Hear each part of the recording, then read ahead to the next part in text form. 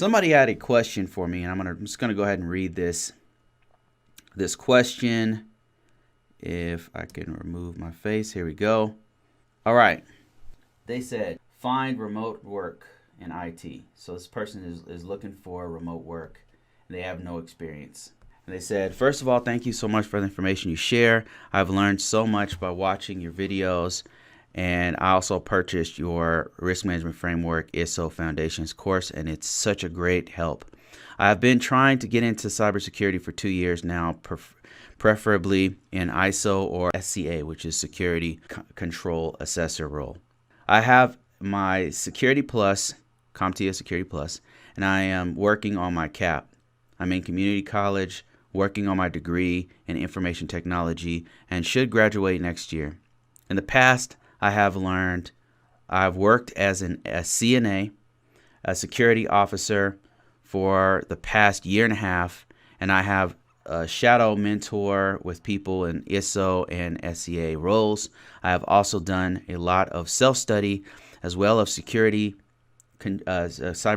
boot camps. I tried applying for jobs. I haven't had luck, and I want to ask if you offer a discount for your resume course, and if you give me any advice with my job search. I live in Maryland, and there's so many job opportunities around, but I can't seem to get any. Please help. Okay, let's start from the top here. So first of all, yes, I will definitely give you a discount. I just need your email, and just let me know directly. If you have my email, just send me an email, and I can give you a discount. All right, you're on the right track. All right, I want to be very frank with everybody. Okay, so cybersecurity is really hard to break into as an entry level. The reason why is because it's multidiscipline. So to get into cybersecurity, they're expecting you to have basic knowledge of things like Linux, basic knowledge of course, Windows as an administrator, basic knowledge on troubleshooting, basic knowledge on networking, and sometimes even some software.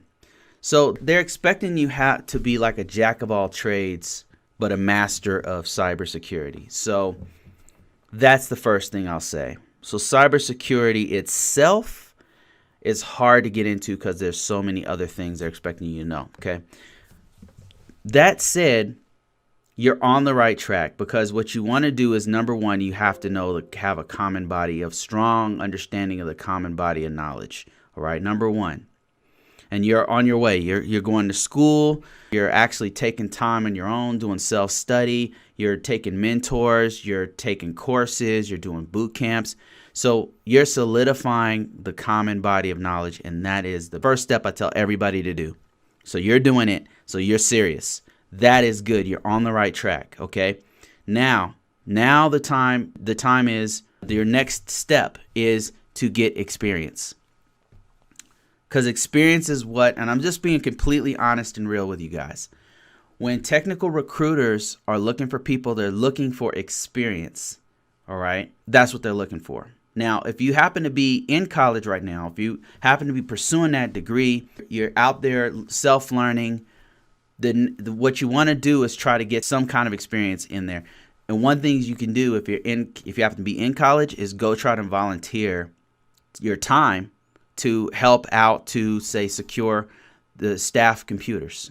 Sometimes they'll have jobs, internships, and work programs where you can actually get credits and get paid from time to time. I know the colleges in my town, they had a program where they had work credits. Like, you would work, they pay you, and you get credits at the same time. Now, this is a program that you had to apply for. You had to put in an application and stuff.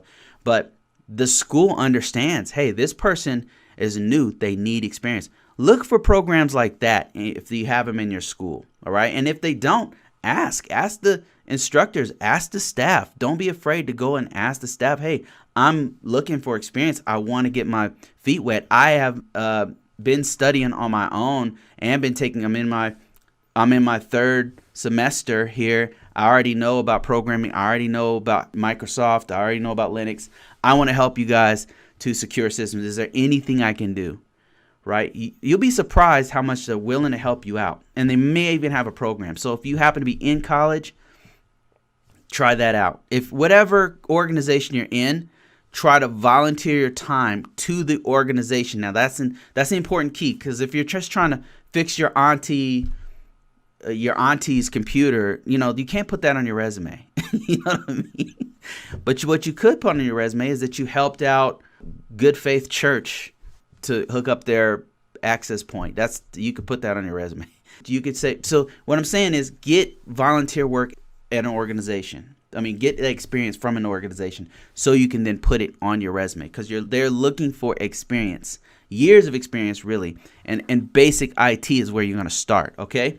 So that's the first thing. I just want to be completely real with you about how this works. And once I explain how they find you, it's going to be like a light bulb goes off, all right? Now, let me see if I answered every part of this thing. Purchase the ISO, okay, good. You're going through school, good, okay, great. All right, you have mentors, this is good. Now, let me just explain to you what I would do, knowing what I know now. Now, I've been in cybersecurity I'm going to date myself. I know I don't look it, but I've been doing this, or maybe I do, since 1995. I've been doing security as a whole. I started off in the Air Force doing physical security, and then I cross-trained in 2000 doing not cybersecurity, but IT stuff. I cross-trained into it. That said, you're a security officer, so some of the basic knowledge that you are learning as a security officer or physical security officer can actually be counted as experience, because right now what I do is assessments. I'm a cybersecurity consultant, and one of the assessments that we do is a physical security check. Now, that I draw from my own, years of experience in actual physical security. I was a police officer, and I did security work in the military. So I have a strong understanding of what to look for when I'm doing physical assessments. You can use some of the security. You said here, I'm looking at this message you sent me, that you have experience as a security officer. Yeah, there it is right there, security officer. Yeah, you could use some of that as your experience for knowing how to secure IT systems. It's not enough, okay? That's just one little tiny piece, but you can use some of that on your resume. And you can explain, I know how to perform physical assessments. I do it for my clients all the time. When you do walkarounds, when you do those physical security checks, which I know as a security officer you have to do from time to time, that is one of the things that you have to do. One of the things I do on actual assessments for physical, for my job. CNA work. So you might be thinking, well, CNA has nothing to do with IT, nothing to do with information systems. No, it does, because as a CNA, my wife's a CNA. As a CNA, you have to learn HIPAA laws. So HIPAA laws is a protection of patient information for their health information. So that's it's a tiny little sliver, but all those little pieces and parts are what you can put on your resume. So anytime you've ever done any kind of HIPAA training, you've gotten HIPAA training, anytime you've had to protect records, that's something that you can put on your resume. And actually understanding HIPAA, if you take the time to go back and read through HIPAA, and then you'll be able to say, yes, I have implemented HIPAA. I'm very familiar with HIPAA laws. I took this and that HIPAA class back in about a year ago, and I'm still up on HIPAA standards. So that's something you can put on your resume, and that will help you out quite a bit. And also, working in the healthcare environment is something you have experience I don't have. I've not worked extensively in the healthcare industry. I know a little bit. I've touched a little bit of HIPAA stuff, but not extensively. You know the terminology. You know how the structure is.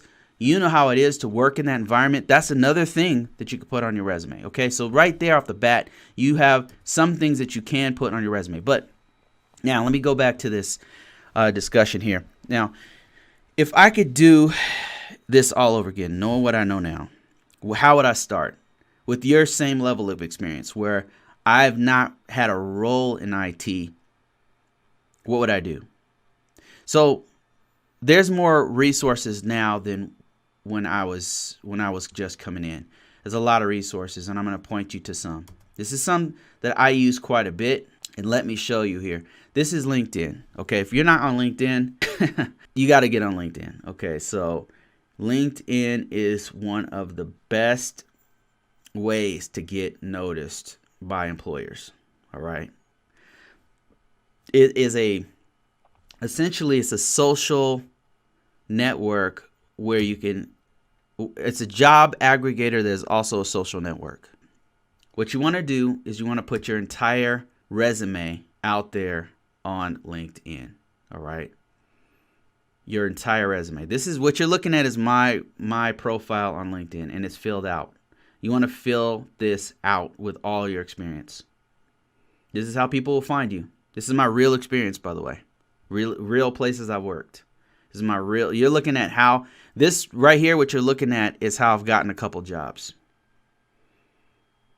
So you want to put yourself on LinkedIn. But LinkedIn has more great things that you can use. Okay. You want to find an entry-level position. So here's one of the ways you can do it is just type in entry-level IT. You will find it. Now, these don't pay as well. Like this one right here. Look at this. This is a entry-level IT technician in New Jersey, and it's paying $16 an hour. That's terrible. That's freaking awful. But what it does do is it's going to get your foot in the door, because what you're looking for is not necessarily the money at this point. You're looking for that juicy experience. That experience is what's going to get your foot in the door for the next step. All right. The experience is what you want. So you can put that on your resume. Once you gather that experience from this job that's only making barely over minimum wage or whatever it is, you want to focus on your cybersecurity. You want to highlight your cybersecurity experience. All right. Now, this is not to say after working 6 months here or 2 months or here or whatever, a year here, that you're going to instantly be able to go get a cybersecurity job. That's not what I'm saying. Okay. What I'm saying is this is one step in the right direction. You would get an entry-level job. You'd work there. It's not going to pay super well. All right. Unless you get lucky. There are jobs that do like some of the jobs that have a high level of travel. Those jobs, they usually pay a little bit better. And then some jobs are shift work. Sometimes they'll pay you'll be working more hours or whatever. It's brutal, but you may make more money off of those. Anyway, so what you want to do is use this experience as a stepping stone. All right. And then put that work that you worked at Insight Global for 8 months. And then you would then list all the things you've done. You updated 500 Windows laptops for the organization. You updated all the McAfee EPO devices. You updated you assisted with the firewall implementation. You created X amount of accounts with secure passwords. You assisted with policy, so you want to list all the things that you've done there, right? Because this is a stepping stone in the right direction. This is not overnight success. This is not get rich quick by any stretch of the imagination. This is a career. All right. This is something, let me just tell you, IT and cybersecurity has allowed me to travel the world. It's allowed me to take care of my kids, take care of my extended family, start other businesses. This career saying it's changed my life doesn't explain what it's done for me. It is my life. That said, it's afforded me opportunities that I would not have otherwise had. All right. This career path, if you happen to be stumbling across this and you want to do this, it's worth it. Now, your other question for me was that you wanted to actually work remotely. That's the whole reason you're doing this. Okay. The great news about IT is that a lot of ITs, especially now after coronavirus has hit, are more open to remote work. But a lot of times they have to know that you're willing to that you can do the work. If they know that you can do the work, and that means you got to put in the hours, you got to prove it with your experience, you will get more offers and have more opportunities to do remote work. And if you're willing to travel, then you're going to have more opportunities than other people. And you can find them all here. Remote, like, watch this. You go here, you type in remote work. You'll find remote jobs here. You'll find remote work. Look at this. Here's one in Ukraine, all over the world. And that's the great thing about remote work is that you can do it from anywhere. Now, sometimes one thing you want to be mindful about is that many of these jobs, they say it's remote, but you have to be in like this one in Ukraine, you probably have to be in Ukraine to do this. You know what I mean? It's remote, but it's remote around the corner, or it's remote in another city in Ukraine, you know. So I'm just saying some of the jobs that say remote, you can be remote, but you have to be a citizen of the country, or you have to be in that state or whatever. So that's just one of the things. Some of them are truly remote and it can really be worked from anywhere. But I'm just kind of putting that out there that sometimes there are rules to remote work. Typically, though, for remote jobs, you need to have experience. And I'm just trying to build you up one step at a time. Now, if you're willing to take the steps that you've already done here, this is showing that you are serious. These are the kinds of people, just so anybody else who happens to be watching this, who is in another career path, you're a teacher, you're an administrator, you're in a CNA, you're in a hospital, whatever work you do, okay, and you're looking at IT and you're looking at cybersecurity and you're like, my God, this is hot. These people are getting paid. This job's not going away.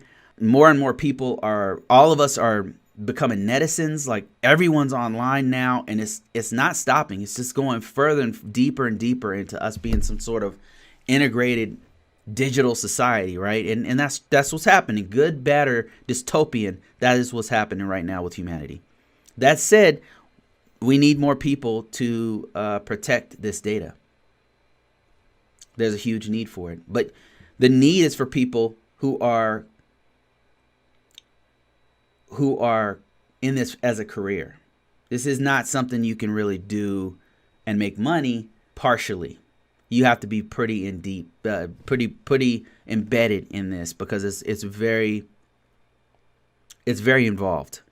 And so this person right here is showing the level of dedication that it takes to get from here to there. This person is saying that they have gone to school, they're taking courses, they're studying on their own time, they're seeking out mentors. This is what it takes. This level of dedication is what I put in to get to this point in the very beginning. I knew it was going to blow up. I knew how important it was, and I liked it. It was fascinating to me, like magic or something. I wanted to learn it. I was hungry. This right here is the level of effort that it takes. This right here. So if you are interested in this, yeah, you're looking at the level of effort that it takes to get from here to there. Now, let me just show you a couple more things here. So if I was new, knowing what I know now, I would use LinkedIn. All right. I just showed you one trick of finding the jobs. Up to you to kind of dig into these. Another great tool is LinkedIn. You can do the same thing I just did. You saw me do with LinkedIn. You could do it with Indeed. Did I say LinkedIn twice? Anyway, you can do it with Indeed.com. Indeed.com is a great site to do the same thing. Another one is Monster.com. Great site to post your resume. Speaking of the resume, so as an entry-level person, one of the first challenges you're going to have is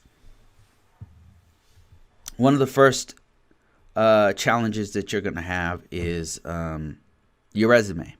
And that's why I emphasize the importance of doing the work, of having the experience, because this is the main thing that they look for. What do all these things have in common? Before I move on to the next subject here, the one thing that all these things have in common